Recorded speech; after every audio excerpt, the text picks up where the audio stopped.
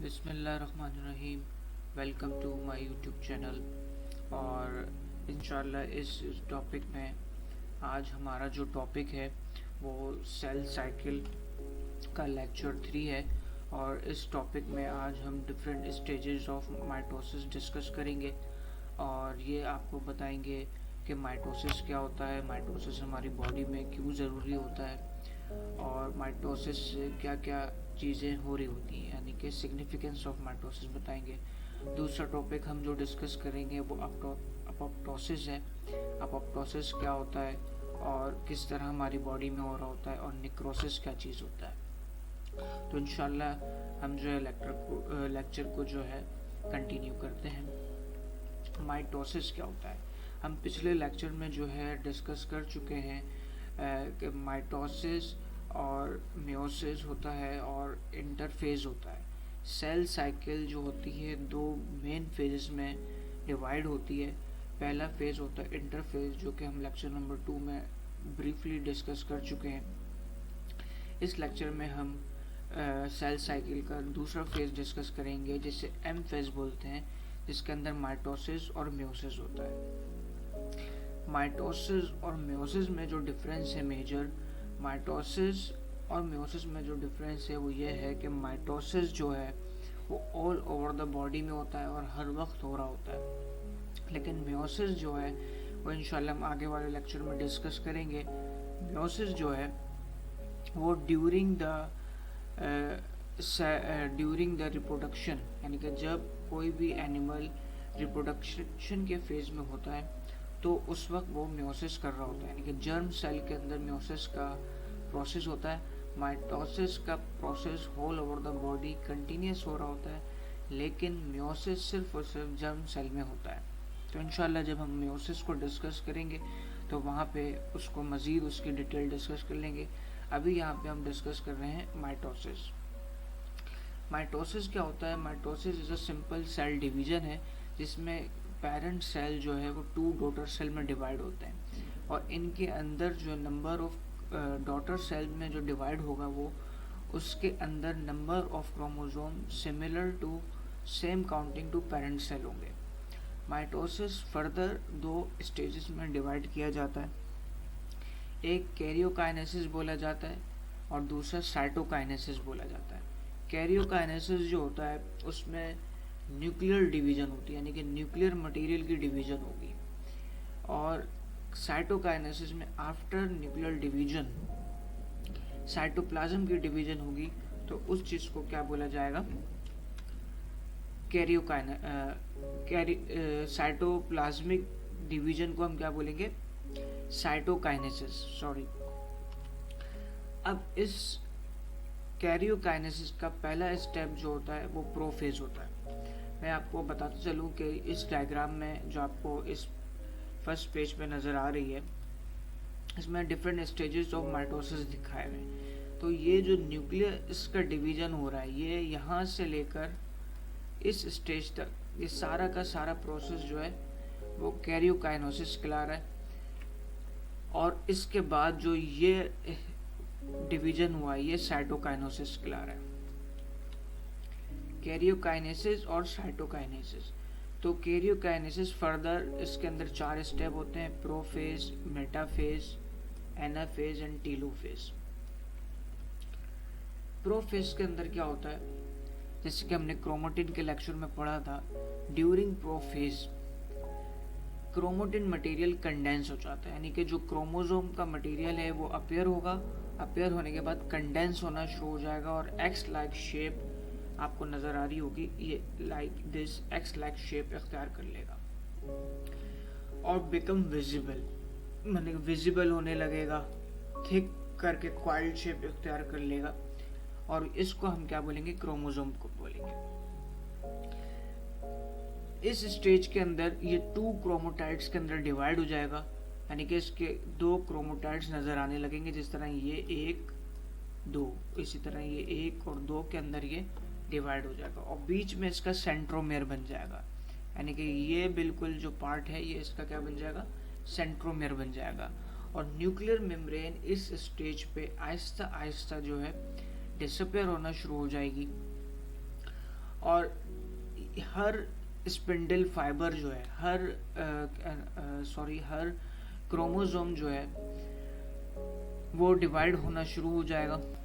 और इसी same time में जो है सेंट्रोसोम डेवलप होंगे, जो कि 2 सेंट्रियोल्स बनाएंगे, जो कि आहिस्ता आहिस्ता अपोजिट डायरेक्शन में मूव करने लगेंगे, each moving toward the opposite pole of the animal cell and forming the spindle fibre. ये जो स्पिंडल फाइबर बन रहे हैं, ये ग्रेइश थ्रेड लाइक स्ट्रक्चर दिख रहा है जिसको स्पिंडल फाइबर कहा जा रहा है, और जो गोल्डन स्ट्रक्चर दिख रहा है इसे सेंट्रियोल्स भी बोला जा रहा है। ये अपीयर होना शुरू होंगे, न्यूक्लियर मटेरियल, ये जो न्यूक्लियर मेम्ब्रेन है ये डिसअपियर होना शुरू होगी, और इसी के साथ साथ ये सेंट्रियोल्स अपीयर होना शुरू होंगे और वो अपोजिट डायरेक्शन पे मूव करेंगे। जैसे कि इस डायग्राम में आप देख रहे हैं, ये अपोजिट डायरेक्शन में आ गए, और ये स्पिंडल फाइबर जो है पूरी तरीके से क्रोमोसोम को इन्होंने अटैच कर लिया है। नेक्स्ट स्टेप में जो कि मेटाफेज कहलाएगा, इसके अंदर क्या होता है कि ये क्रोमोसोम जो है एक लीनियर लाइन में अरेंज हो जाएंगे, यानी कि लेट प्रोफेज जिसे प्रो मेटाफेज बोलते हैं, उसके अंदर ये सेंट्रियोल्स जो कि स्पिंडल फाइबर इनके साथ अटैच है, ये इन क्रोमोसोम को एक सेंट्रल लाइन में अलाइन कराएगा, और इस सेंट्रोमियर के थ्रू ये अटैच होंगे। ये आपको नज़र आ रहा है, इस डायग्राम को इन्होंने माइक्रो स्कोपिकली करके बड़ा दिखाया है, और इसमें ये दिख रहे हैं कि ये क्रोमोसोम का जो सेंट्रोमियर है ये स्पिंडल फाइबर से अटैच होगा। During this phase the chromosome arrange itself on the equator of spindle, यानी कि स्पिंडल की मदद से ये अपने आप को अरेंज करेंगे, और हर स्पिंडल फाइबर जो है सेंट्रोमियर से जाकर अटैच हो जाएगा।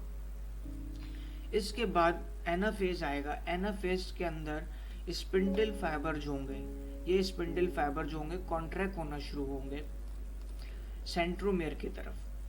ये सेंट्रोमियर की तरफ से कॉन्ट्रैक्ट होना शुरू होंगे और आहिस्ता आहिस्ता इन क्रोमोसोम को डिवाइड करेंगे, और ये आहिस्ता आहिस्ता इनको इन सेंट्रियोल्स की तरफ मूव करवाएंगे एनाफेज के अंदर। फिर टीलोफेज आ जाएगा, और टीलोफेज के अंदर ये कंप्लीटली ये क्रोमोसोम जो है ये इनको स्पिंडल फाइबर की तरफ मूव करा लेंगे, स्पिंडल फाइबर बोल रहा हूँ, सॉरी, सेंट्रियोल की तरफ मूव करा लेंगे, और स्पिंडल फाइबर डिसअपियर हो जाएंगे। और इस टीलोफेज के स्टेज पे आहिस्ता आहिस्ता ये आपको नज़र आ रहा है, ये न्यूक्लियर मेम्ब्रेन डेवलप होना शुरू हो जाएगी, और इस सेम स्टेज पे यानी कि क्रोमोसोम जो है स्टार्ट टू डीकंडेंस, यानी कि जैसे कि हमने पहले पढ़ा था फर्स्ट स्टेज में वो कंडेंस हुआ था, अब वो डीकंडेंस होना शुरू हो जाएगा, यानी कि दोबारा फैलना शुरू हो जाएगा। स्पिंडल फाइबर डिसअपियर हो जाएगा, न्यूक्लियर मेम्ब्रेन दोबारा से आने लगेगी, और न्यूक्लियस भी अपीयर होना शुरू हो जाएगा। तो ये पूरा प्रोसेस जिसके अंदर metaphase, prophase, metaphase, anaphase, telophase, ये सारा का सारा किस में होगा? कैरियोकाइनेसिस में होगा। और आप यहाँ देख रहे हैं कि ये जो पिक्चर में साइटोप्लाज्म है, इसी स्टेज के अंदर आहिस्ता आहिस्ता जो है अंदर जाना इसने शुरू कर दिया। अब साइटोकाइनेसिस में क्या होता है कि साइटोप्लाज्म डिवाइड होगा 2 डॉटर सेल के अंदर, और एनिमल सेल के अंदर ये क्या करता है? कॉन्स्ट्रिक्शन करता है। कॉन्स्ट्रिक्शन से मुराद यहाँ पे न्यूक्लियर सेल मेम्ब्रेन जो है आहिस्ता आहिस्ता खुद ही फोल्ड होना शुरू होगी, और आहिस्ता आहिस्ता ये पूरा का पूरा एक डॉटर सेल बन जाएगा। इस तरह इस पिक्चर में आपको नज़र आ रहा था कि आहिस्ता आहिस्ता इस पिक्चर में होना शुरू हुई है, बैंड होना शुरू हुई है, और इस पिक्चर में थोड़ी और ज़्यादा बैंड हो गई है, और इस पिक्चर में कम्प्लीटली बैंड होके इसने ये बना लिया। और इसके बाद ये पूरा अलग से 2 डॉटर सेल बना लेंगे, 2 पूरे न्यूक्लियस के साथ। इन एनिमल सेल और प्लांट सेल में क्या फ़र्क होता है? प्लांट सेल में क्या होता है कि प्लांट सेल में ये कंस्ट्रक्शन नहीं होती, बल्कि जब 2 न्यूक्लियस प्लांट सेल में डिवाइड हो जाते हैं, जब 2 न्यूक्लियस प्लांट सेल में डिवाइड हो जाते हैं, तो ये सेल प्लेट इनके बीच में अराइज हो जाती है, अपीयर हो जाती है, और जब ये कम्प्लीटली अपीयर हो जाती है तो इसी के साथ साथ ये जो है सेल वॉल में कन्वर्ट हो जाती है और इस तरह प्लांट सेल जो होता है दो में डिवाइड हो जाता है। तो कंस्ट्रक्शन का प्रोसेस जो होता है एनिमल सेल में होता है और सेल प्लेट डेवलप होती है प्लांट सेल में। In plant cell, it's occurred developing cell plate. In this way, daughter cell become the exact copy of their parent cell. और इस प्रोसेस को क्या बोला जाता है? साइटोकाइनेसिस बोला जाता है। अब इसकी सिग्निफिकेंस क्या है? ये माइटोसिस क्यों हो रहा होता है? माइटोसिस रिस्पॉन्सिबल होता है डेवलपमेंट ऑफ ग्रोथ कराने में, ऑर्गेनिज्म की ग्रोथ कराने में इन्वॉल्व होता है और ऑर्गेनिज्म की ऑर्गन की एग्जैक्ट कॉपीज बनाता है।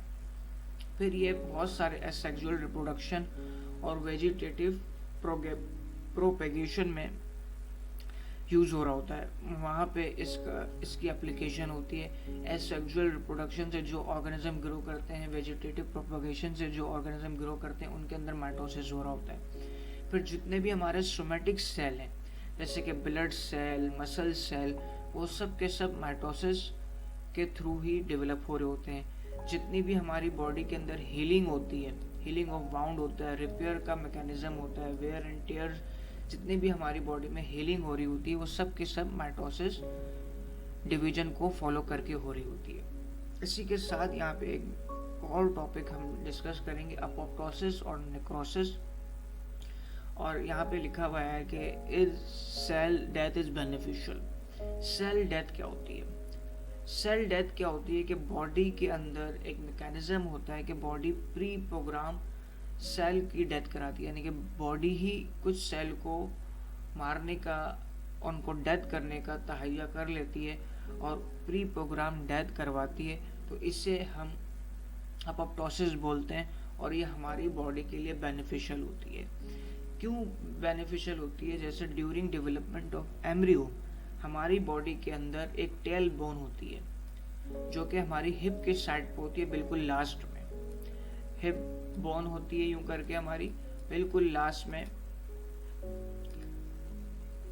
टेल बोन होती है। ये टेल बोन डिफरेंट ऑर्गेनिज्म में दुम बनाने का काम करती है, एलोंगेट हो जाती है मजीद और टेल बना लेती है, जैसे मंकी के अंदर होती है और मैमल्स के अंदर होती है। लेकिन ह्यूमन के अंदर ये tail ball pre programming cell death की वजह से अपनी ग्रोथ को स्टॉप कर देती है और ये मजीद ग्रो नहीं कर पाती।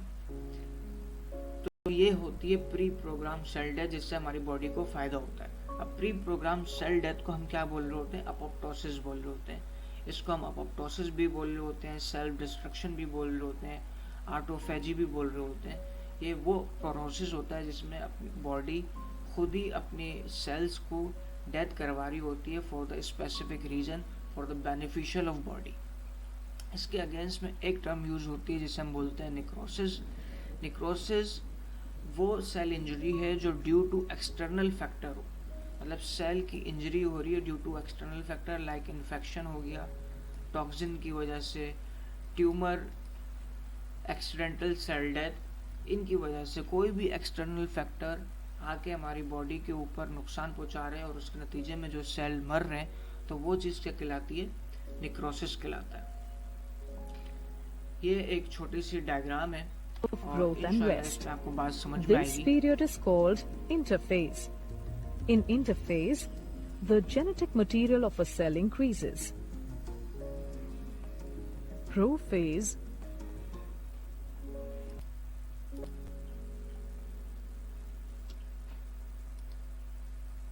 ये सेल की एक एनिमेटेड डायग्राम है, इंशाल्लाह इसमें बात और अच्छे से समझ में आ जाएगी कि इंटरफेज आया, इंटरफेज में जो है के बाद प्रोफेज आया। प्रोफेज के अंदर आपने देखा कि क्रोमोटिन मटेरियल जो है कंडेंस हुआ और उसने मिलके क्रोमोसोम बनाए। क्रोमोसोम के बाद जो है सेंट्रोमियर उसके अंदर अपीयर्स हुए। सेंट्रोमियर्स अपीयर्स होने के बाद न्यूक्लियर मेम्ब्रेन और न्यूक्लियस जो है डिसअपीयर हो गया। फिर जो है सेंट्रियोल्स बने और वो दो अपोजिट साइड पे मूव कर रहे हैं। सेंट्रियोल्स बने और वो दो अपोजिट साइड्स पे मूव कर रहे हैं और वो स्पिंडल बना रहे हैं। फिर वो मेटाफेज में चला गया और वो स्पिंडल्स जो है इन ऑरेंज कलर की शेप्स के साथ जाके अटैच हो जाएंगी और वो अगला फेज के अंदर यानी कि एना फेज के अंदर उसको अरेंज कर देंगे। देखिए सेंटर मेयर के साथ ये स्पिंडल फाइबर अटैच हो गई, जिसे हम काइनोकोर भी बोलते हैं, लेकिन अभी बेसिकली हम इसको सिंपल पढ़ेंगे कि सेंट्रोमेयर के साथ अटैच हो गया। फिर ये जो है एनाफेज के अंदर जाएगा और एनाफेज के अंदर जैसे कि हमने बताया था कि ये जो है एक सिंगल लाइन में अरेंज हो जाएंगे और अरेंज होने के बाद जो सेंट्रियोल है इन क्रोमोसोम को अपनी तरफ खींचना शुरू करेगा। आहिस्ता आहिस्ता ये कंडेंस होता रहेगा, श्रिंक होता रहेगा और ये क्रोमोसोम सेंट्रियोल्स की तरफ मूव करते रहेंगे।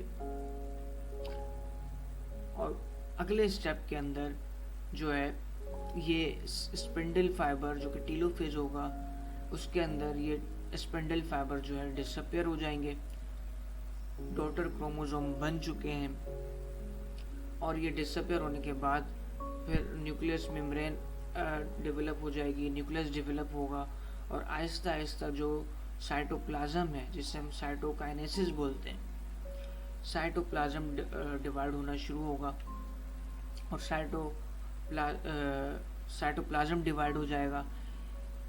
इसको हम साइटोकाइनेसिस बोलते हैं और इस तरह 2 डॉटर सेल बन जाएंगे और 2 न्यूक्लियस बन जाएंगे। प्लांट में क्या होता है, हमने भी पढ़ा कि सेल प्लेट डेवलप होती है और वो सेल प्लेट बाद में सेल वॉल के अंदर कन्वर्ट हो जाती है।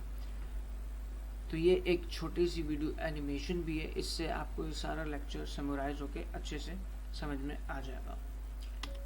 उम्मीद है आपको जो है लेक्चर समझ में आया होगा।